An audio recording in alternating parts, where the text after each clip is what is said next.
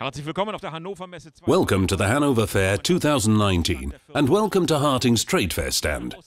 In this issue, we're talking about automation in electrical cabinet construction. And I've invited two experts to speak on this subject.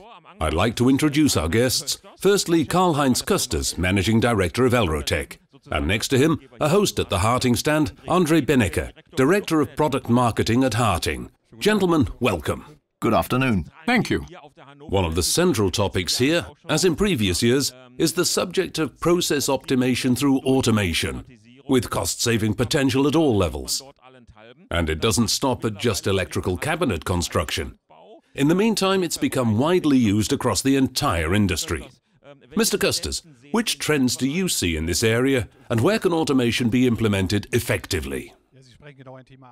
Yes, you've hit the nail on the head. In the past, as you've already mentioned, we had inquiries around electrical cabinet construction.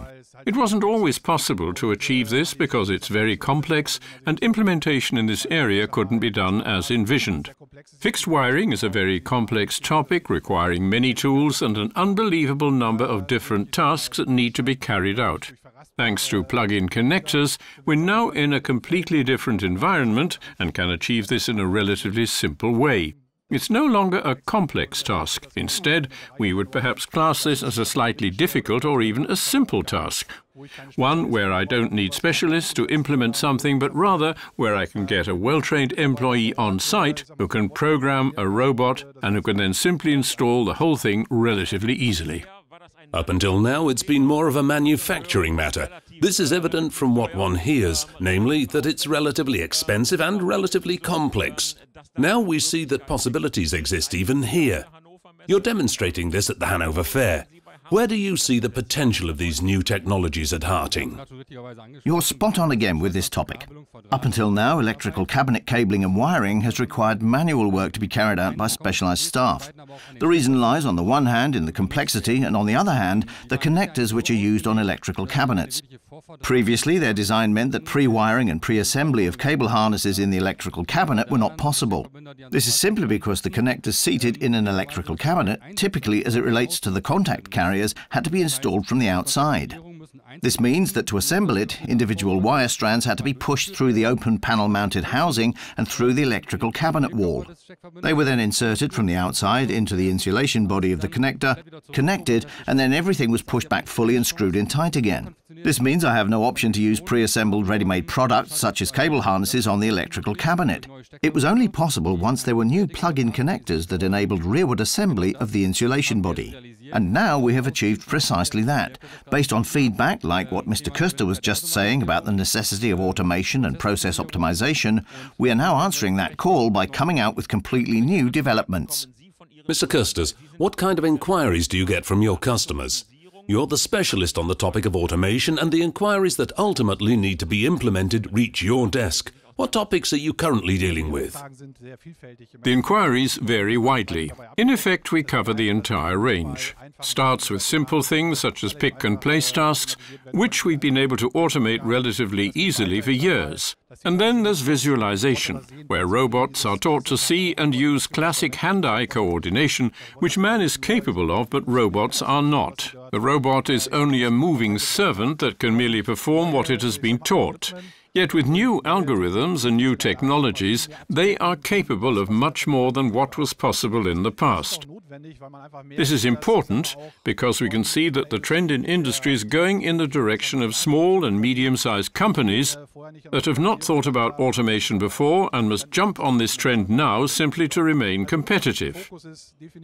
Cost saving is definitely the focus. This is always really important. The second thing that is important is that you must ensure that your processes work. Process reliability is a huge topic. The third thing is the quality of the end products. With robotics, you can be sure that the connections or whatever you're doing are exactly as you pictured them.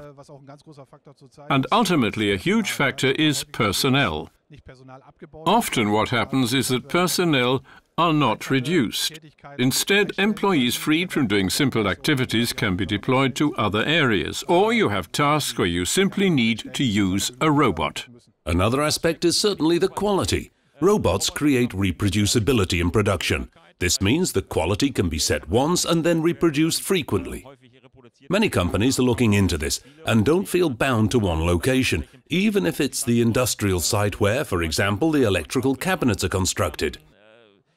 When I look at the competition, other suppliers outside of the Harting world are certainly working in this area too.